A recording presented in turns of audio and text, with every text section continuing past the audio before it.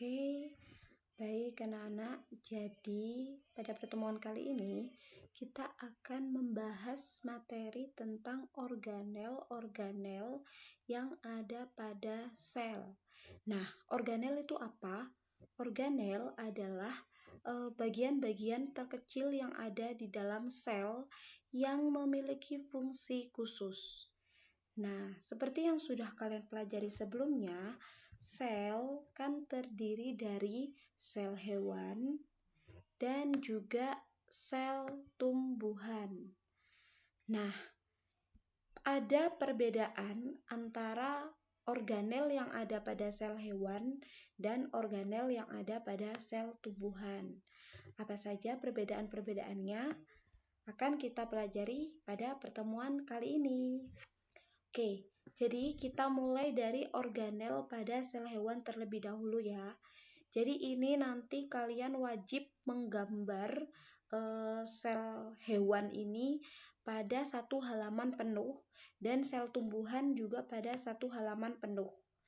Nah, karena nanti soal-soal itu akan banyak tentang gambar dari sel hewan, organelnya apa, dan fungsinya apa. Jadi kalian harus benar-benar memahami gambarnya. Oke, kita mulai dari bagian terluar sel. Nah, bagian terluar sel itu adalah membran sel atau membran plasma. Kalian sudah mempelajari membran sel atau membran plasma itu ini ya, bagian terluar yang berfungsi untuk melindungi sel. Kemudian sebagai yang mengatur zat-zat yang keluar masuk sel. Nah, itu adalah membran sel. Kemudian selanjutnya, sel itu pasti punya inti sel, ya kan? Nah, ini adalah inti sel. Inti sel terdiri dari beberapa bagian. Ada yang namanya membran inti sel. Nah, karena sel hewan sudah tergolong dalam sel eukariot, berarti dia sudah memiliki membran inti sel. Nah, jadi ini adalah membran inti sel, membran yang membungkus inti sel. Kemudian, di dalam inti sel itu ada anak inti sel. Anak inti sel itu nama lainnya adalah nukleolus. Nah, jadi ini semua adalah inti sel dan di dalam inti sel ada anak inti sel yang disebut dengan nukleolus dan juga ada kromatin. Kromatin itu adalah benang-benang kromosom. Nah, jadi inti sel terdiri dari membran inti sel, kromatin atau benang kromosom, dan nukleolus atau anak inti sel, dan yang terakhir adalah nukleoplasma. Nukleoplasma adalah cairan yang ada di dalam inti sel. Nah, kalau begitu apa sih fungsi dari inti sel? Inti sel berfungsi sebagai yang membawa materi genetik yang mengatur seluruh aktivitas sel. Itu adalah fungsi dari inti sel. Kemudian, organel selanjutnya adalah ini. Inti sel dilingkupi oleh lipatan-lipatan yang berwarna biru. Ini dinamakan retikulum endoplasma atau RE. RE dibagi menjadi dua macam. Ada yang namanya RE kasar dan ada yang namanya RE halus. Kenapa dinamakan RE kasar? Dia dinamakan RE kasar karena retikulum endoplasma ini ditempeli oleh organel titik-titik ini namanya ribosom. Jadi RE kasar karena RE-nya ditempeli oleh ribosom. Nah, ribosom itu yang titik-titik ini, yang warna orange. Sedangkan RE halus adalah organel RE yang tidak ditempeli oleh ribosom. Gitu ya. Jadi RE kasar adalah RE yang ditempeli ribosom, sedangkan RE halus adalah RE yang tidak ditempeli oleh ribosom. Nah, apa fungsi dari masing-masing RE kasar dan RE halus? Kita mulai dari RE halus terlebih dahulu. RE halus berfungsi sebagai sintesis lipid atau lemak. Jadi RE halus ini membuat lemak. Sedangkan RE kasar adalah RE yang berperan dalam mendukung sintesis protein yang dilakukan oleh ribosom. Berarti yang melakukan sintesis protein siapa? Yang melakukan sintesis protein adalah ribosom. Karena ribosom menempel pada RE, sehingga RE kasar ini membantu transport protein yang dihasilkan oleh ribosom. Jadi kalau dirangkum, ribosom ini fungsinya sebagai sintesis protein, sedangkan RE kasar berfungsi sebagai transport zat yang dihasilkan oleh ribosom, sedangkan RE halus fungsinya sebagai sintesis lemak atau lipid. Nah, organel selanjutnya yaitu ini. Nah, ini organel ini paling sering keluar ya, ini dan ini sama. Organel ini dinamakan adalah mitokondria. Jadi, mitokondria adalah organel yang berperan dalam penghasilan energi. Nah, jadi yang menghasilkan energi bagi sel, yang menghasilkan energi bagi tubuh kita, itu karena ada organel mitokondria. Yang menghasilkan energi merupakan tempat respirasi sel. Nah, jadi tempat respirasi sel atau tempat penghasilan energi itu dilaksanakan di mitokondria. Nah, kemudian ada organel ini. Nah, dua sepasang ini adalah organel yang dinamakan sentrosom atau sentriol. Organel sentrosom atau sentriol ini hanya dimiliki oleh sel hewan. Dan organel ini berperan dalam proses pembelahan sel. Kemudian ada organel selanjutnya. Nah, ini bulatan ini adalah peroksisom. Nah, jadi ini adalah organel peroksisom. Fungsi dari organel peroksisom adalah untuk menguraikan hidrogen peroksida. Nah, hidrogen peroksida itu bersifat racun bagi tubuh, sehingga oleh peroksisom hidrogen peroksida akan diuraikan.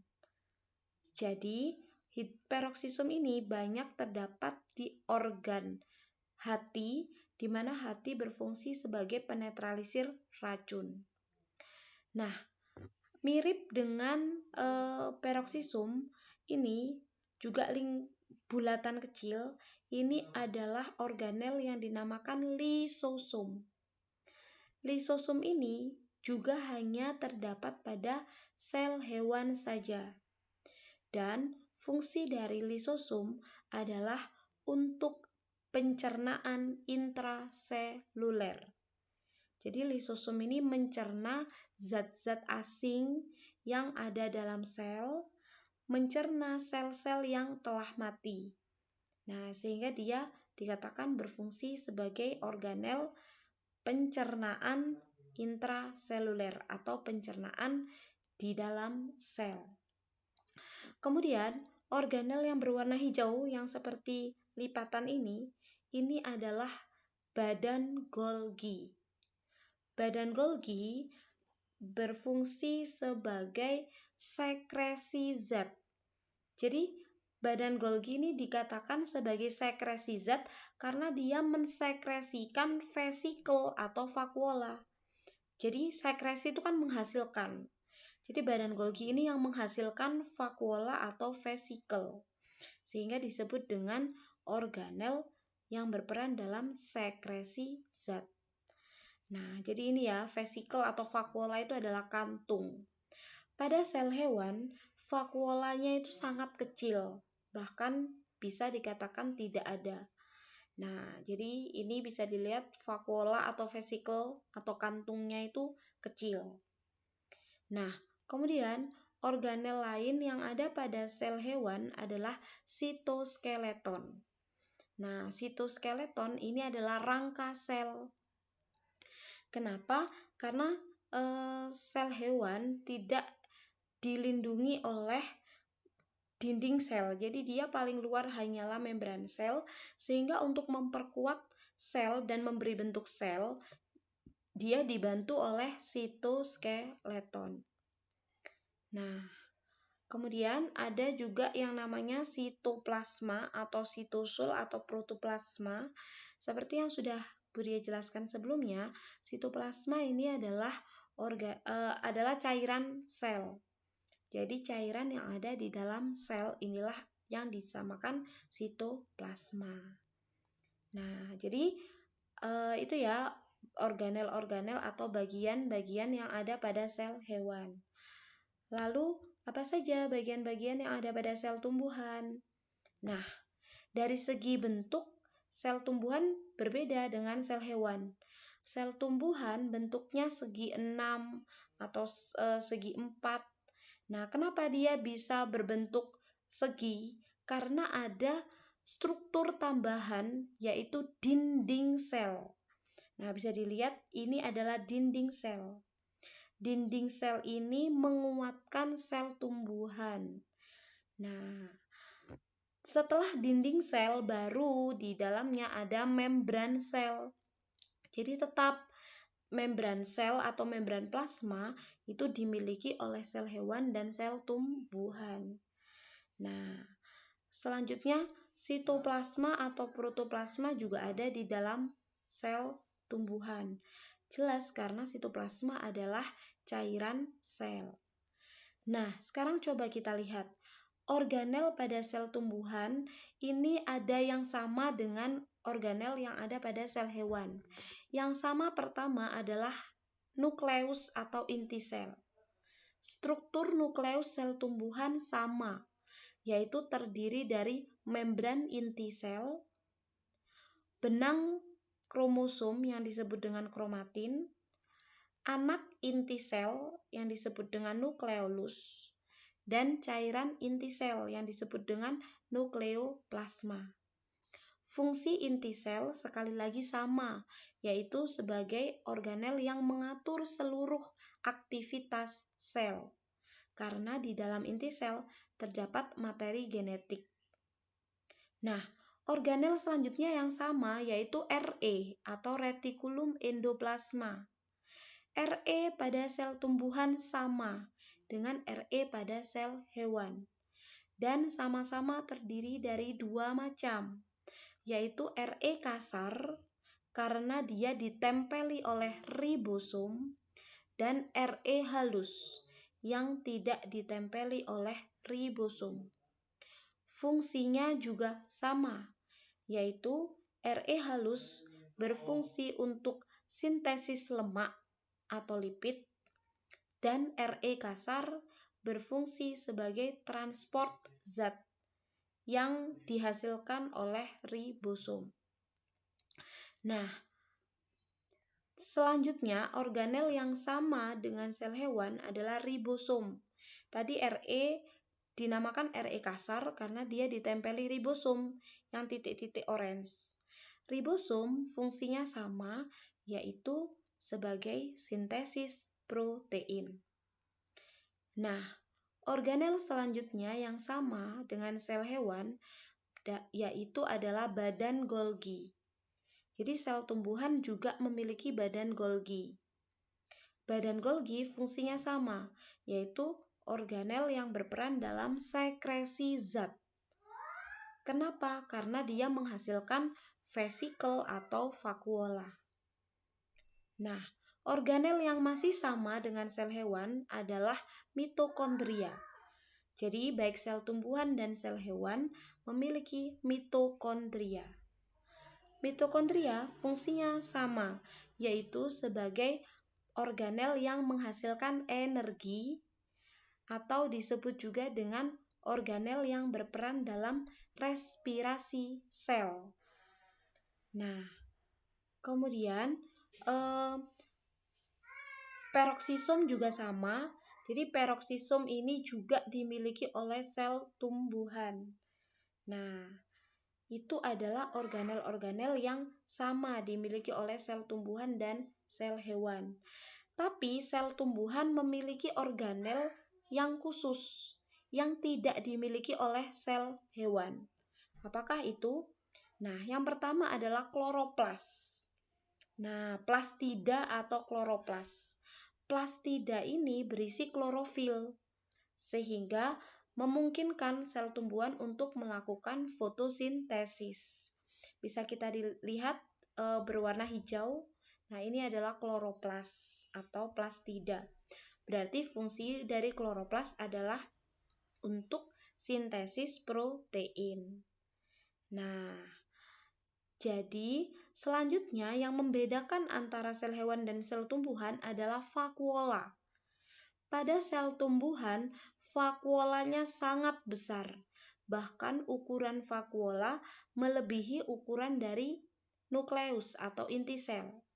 Tadi pada sel hewan vakuolanya kecil, sedangkan pada sel tumbuhan vakuolanya besar. Apa fungsi vakuola? Vakuola adalah organel yang berperan untuk menyimpan cadangan makanan.